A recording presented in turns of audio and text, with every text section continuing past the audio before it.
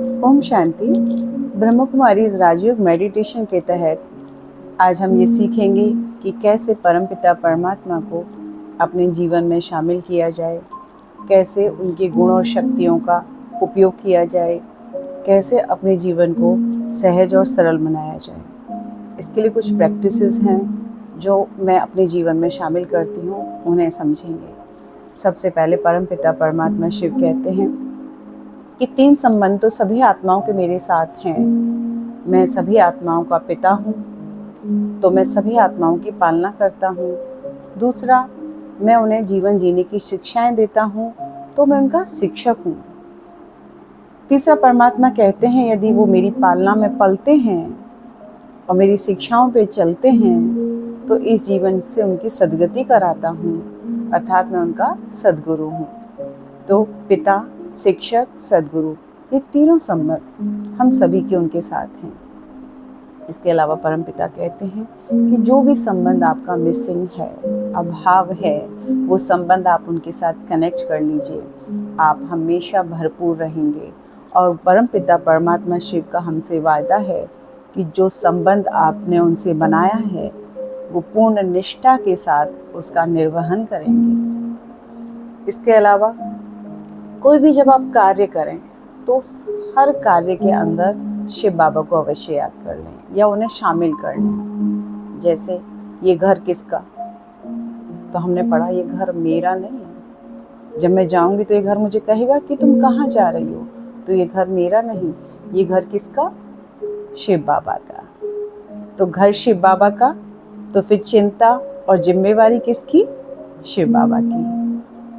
और मुझे लगता है कि शायद हम इतना अच्छे से जिम्मेवारी नहीं उठा सकते जितना अच्छे से परमात्मा इसकी जिम्मेवारी लेंगे। दूसरा, बच्चे किसके, शिव बाबा के। बाबा कहते कि आपने कहा कि बच्चे मेरे, तो परमात्मा कहते कि चिंता भी फिर तेरी।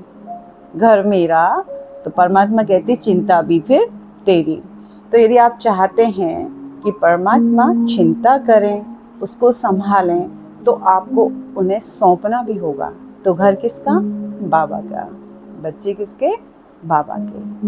मेरे बच्चे हो सकता है कुछ गलत कर जाएं, लेकिन ईश्वरीय संतान कभी कुछ गलत कर ही नहीं सकती, और कर भी लेगी तो जिम्मेवारी किसकी, परमात्मा की।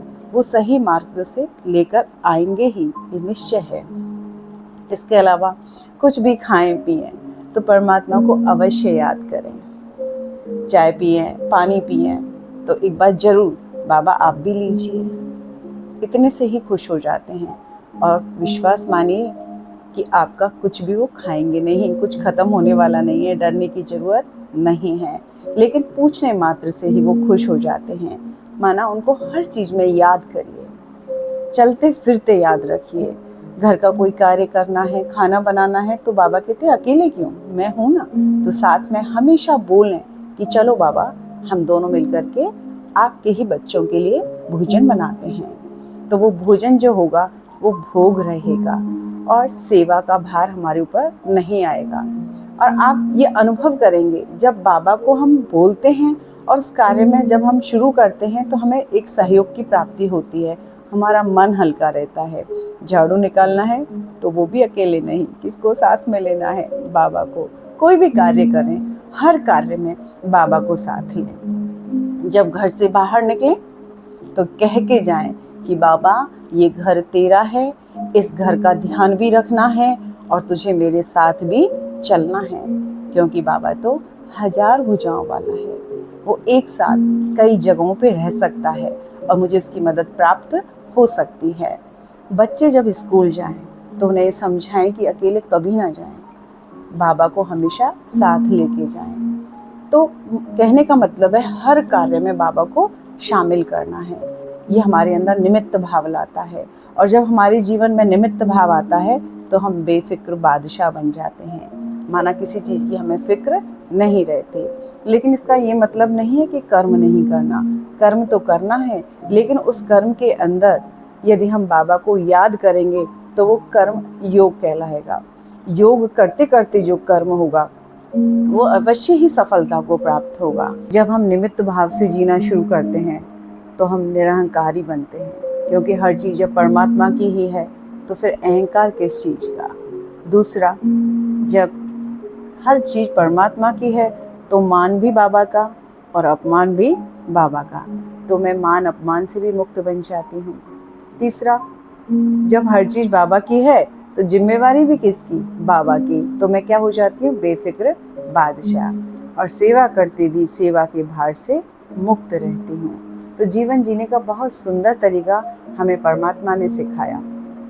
बिल्कुल हल्के रहते हैं, कहीं पे भी जाते हैं किसी चीज़ में खिंचाव नहीं, लगाव नहीं, जहाँ जाते हैं वहाँ अपना 100% दे पाते हैं, क्योंकि हमें ये विश्वास रहता है कि घर को संभालने वाला, बच्चों को संभालने वाला कोई है, और वो कोई मुझसे कई गुना बेहतर है, तो टेंशन किस चीज़ की।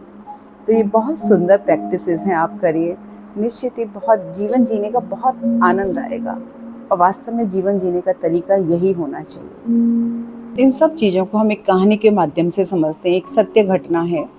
एक बार वृंदावन में एक व्यक्ति होते हैं और उनका एक नियम होता है, सुबह उठते हैं, शौच स्नान इत्यादि से निवृत्त होकर के वो नित्य नियम बिहारी जी के मंदिर दर्शन करने जाते हैं। ये उनका हमेशा का नियम था, चाहे कुछ भी हो जाए, लेकिन बिहारी जी के दर्शन कभी छूटते नहीं थे। तो ऐसे ही जीवन चलता रहा, बहुत अच्छे से सब कार्य होते रहे। कुछ समय बाद एक दिन ऐसा आता है कि पंडित जी की बेटी शादी के योग्य होती है, और नवंबर मास 20 नवंबर उनकी बेटी की शादी फिक्स होती है। तो उनके सबसे प्रिय तो बिहारी जी थे, तो पहला कार्ड किसको जाना था, बिहारी जी को जाना था। तो सबसे पहला कार्ड लेकर के वो जब बिहारी जी के मंदिर पहुंचते हैं, तो वहाँ के जो पंडित होते हैं वो उनसे कहते हैं कि बेटा बहुत अच्छा हुआ, भल हुआ तुम यहाँ आए, मुझे बहुत विशेष सूचना तुम्हें देनी है कि नवंबर मास में 20 तारीख को मंदिर में भंडारा रखा गया है, और इस दिन तुम्हें अपनी सेवाएं यहाँ देनी है। ये बात पंडित जी ने कार्ड देने से पहले ही उन्हें बता दी। तो अब उन्हें ये लगा, उस व्यक्ति को, कि यदि अब मैं कार्ड दूंगा तो पंडित जी कहीं ये ना समझें कि शायद सेवा करना नहीं चाहता। और उनका ये नियम था कि पंडित जी जो भी कहते थे तो उन्हें वो बिहारी जी की पालना या बिहारी जी का कहना ही या आदेश ही मानते थे। तो बहुत असमंजस में पड़ गए और कार्ड को वापस लेकर के वो घर आ गए। शादी के कम से कम 20-25 दिन बचे थे। तो जैसे जैसे शादी नज़दीक आती गई, वो जो व्यक्ति थे परेशान होते गए और टेंशन में सूखते गए। पत्नी ने पहले ही आदेश दे दिया था, आप हर दिन बिहारी जी की जाते हैं, मैंने कभी मना नहीं किया, लेकिन शादी वाले दिन गलती से भी घर से बाहर मत निकलना। पिता की बहुत सारी रस्में हैं जो सुबह से ही शुरू होंगी, वो पूरे दिन भर आपको निभानी हैं। तो बहुत टेंशन करते रहे, और 20 तारीख से पहले वाली जो रात थी, पूरी रात उन्हें नींद नहीं आई। लेकिन उनका नियम था, सुबह उठे, अपने नियम अनुसार 3 बजे स्नान करके वो घर से बाहर निकल गए बिहारी जी के मंदिर के लिए। और वहाँ जाते, क्योंकि भंडारा था, तो वहाँ जाते ही सेवाएं शुरू हुई, और कब उन सेवाओं में सुबह से शाम हुए उन्हें पता ही नहीं चला। जब शाम को 8 बजे तो वो अपने घर में आते हैं, बहुत धीरे धीरे कदम चाल से आते हैं, तब तक बेटी विदा हो चुकी थी।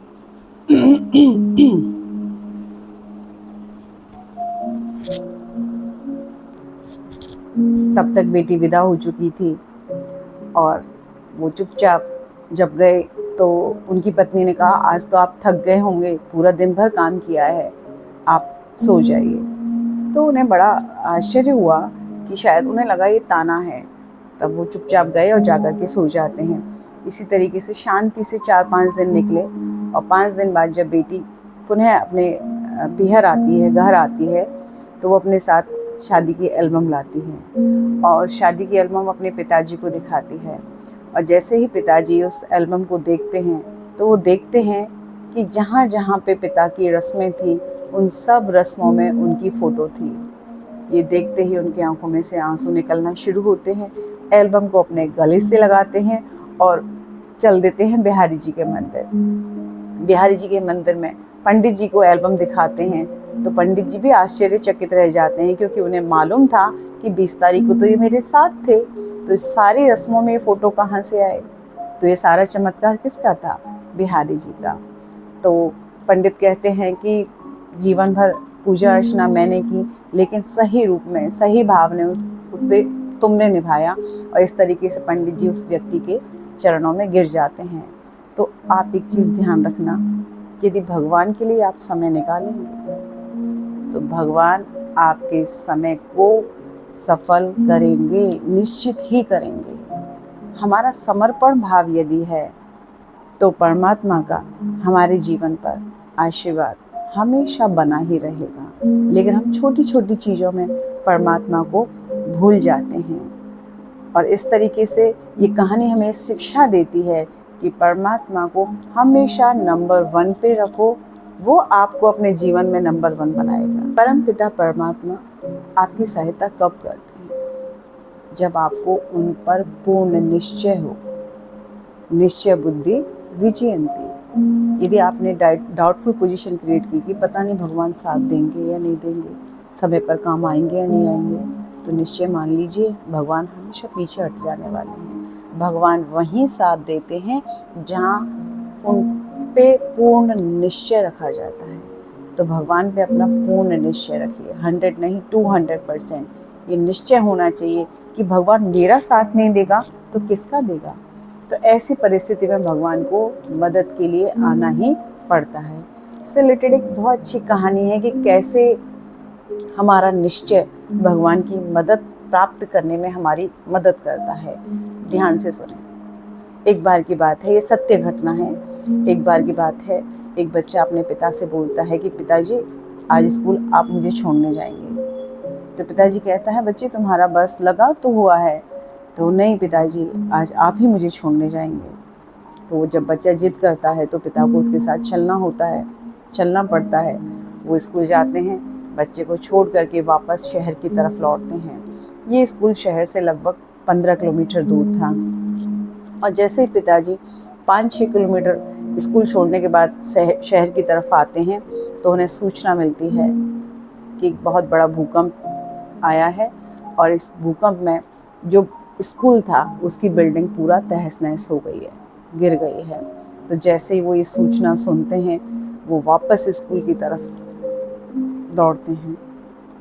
और जब वो वहाँ पहुँचते हैं तब तक वहाँ पे बहुत सारी मदद, स्वयं सहायता समूह, गवर्नमेंट हेल्प्स और बहुत सारी एजेंसीज, पुलिस विभाग, अन्य कई विभाग सहायता के लिए मौजूद होते हैं। बचाव कार्य बहुत तेज़ी से चल रहे होते हैं। एक एक टीम अपना कार्य करके वापस लौटना शुरू कर देती है। 12 बजे एक टीम लौटती है, शाम को 5 बजे, और लास्ट जो टीम होती है वो रात को 8 बजे वहाँ से लौट जाती है। कुछ लाशें निकल रही थी, कुछ जिंदा बच्चे निकल रहे थे, लेकिन अभी तक उन पिता को अपना बच्चा प्राप्त नहीं हुआ था। तब उन्होंने क्या किया कि जब सब लोग चले गए तो उन्होंने एक एक पत्थर को, एक एक ईंट को वहाँ से हटाना शुरू किया। सब लोगों ने समझाया कि अब इसके अंदर कुछ भी नहीं है, लेकिन वो नहीं माने। तो कुछ लोगों ने कहा कि ये बेटे के प्यार में पागल हो गया है, और वो अपना कार्य करते रहे। 8 बजे से कार्य करना शुरू किया, पत्थर उठाते गए, करते गए, उठाते गए, और लगभग 11 बजे एक पत्थर जैसे उन्होंने उठाया तो नीचे से आवाज़ आती है। उनका बच्चा अपने दोस्त के साथ था और अपने दोस्त से कहता है कि देख, मैंने कहा था ना, मेरे पापा ने मुझसे प्रॉमिस किया है वो मुझे लेने ज़रूर आएंगे। तो ये क्या था? ये कॉन्फिडेंस था। ये कॉन्फिडेंस हम लूज़ कर देते हैं जहाँ पे, वहीं परमात्मा की मदद हमसे कोसों दूर चली जाती है। आप परमात्मा के ऊपर अपना निश्चय बनाए रखें, भगवान आपकी मदद के लिए अवश्य आएंगे। देर सवेर हो सकती है, लेकिन अंधेर नहीं हो सकती। यदि जीवन में परमपिता परमात्मा के साथ का अनुभव है तो जीवन जीने में आनंद आता है। हम निर्भय और मुक्त अवस्था में अपना जीवन जीते हैं। एक छोटी सी कहानी है जिससे हम समझेंगे कि कैसे परमात्मा हमारा साथ रह सकते हैं, हमारा साथ निभाते हैं। एक बार की बात है, एक बच्चा होता है और उनके माता पिता के साथ वो रहता है और उनका एक नियम होता है कि गर्मियों की छुट्टी में हर बार वो अपने गांव जाता है माता पिता के साथ अपने अम्मा बाबा से मिलने के लिए। लेकिन इस बार क्या हुआ कि गर्मियों की छुट्टी में पिता को कोई सरकारी कार्य होने की वजह से उन्होंने गांव जाने में असमर्थता जता दी। ये बात बच्चे को बिल्कुल अच्छी नहीं लगी और उसने जिद कर ली, मैं अम्मा बाबा से मिलने ज़रूर जाऊंगा। पिता ने बहुत समझाया लेकिन बच्चा जब नहीं माना तो उन्होंने उसकी टिकट करवा दी और बच्चे से कहा कि यदि कोई समस्या आए तो मैं एक लेटर तुम्हें देता हूँ, उस लेटर को समस्या आने पे पढ़ना। तो ठीक है, अब ट्रेन में टिकट हो गई, बच्चे को बिठा दिया, ट्रेन चल दी। बच्चा बहुत कॉन्फिडेंटली ट्रेन में घुसा, लेकिन जैसे ही ट्रेन चली और उसे दिखा कि वहाँ माता पिता नहीं है, मेरा कोई अपना नहीं है, तो बच्चा घबरा गया और सब लोगों को देख करके सकुचाने लगा और धीरे धीरे अपनी सीट पर सिकुड़ कर बैठ गया। उसे बहुत डर लग रहा था। तब उसे याद आया कि यदि कोई प्रॉब्लम हो तो पिताजी ने कहा था वो लेटर पढ़ लेना। तो उसने अपने बैग से वो लेटर निकाला और उस लेटर में लिखा हुआ था, बेटा तुम चिंता मत करना, मैं इसी ट्रेन में पीछे वाले डिब्बे में तुम्हारे साथ हूँ। तो जैसे ही बच्चा ये लेटर पढ़ता है तो एकदम से रिलैक्स हो जाता है। यात्रा तो तब भी वही थी जब पिता के नहीं होने का एहसास था, लेकिन जैसे ये एहसास हो जाता है कि पिता यही हैं तो हमें एक सुरक्षा की अनुभूति होती है। तो वही परमात्मा का साथ है हमारे साथ कि भले वो दिखे ना, लेकिन यदि आप अपने मन में ये एहसास रखेंगे, निश्चय रखेंगे कि वो मेरे साथ है, तो परमात्मा आपको अपने साथ होने का अनुभव अवश्य कराएंगे। इसलिए कभी भी अकेले ना रहें, अपने साथ परमपिता परमात्मा को हमेशा साथ रखें।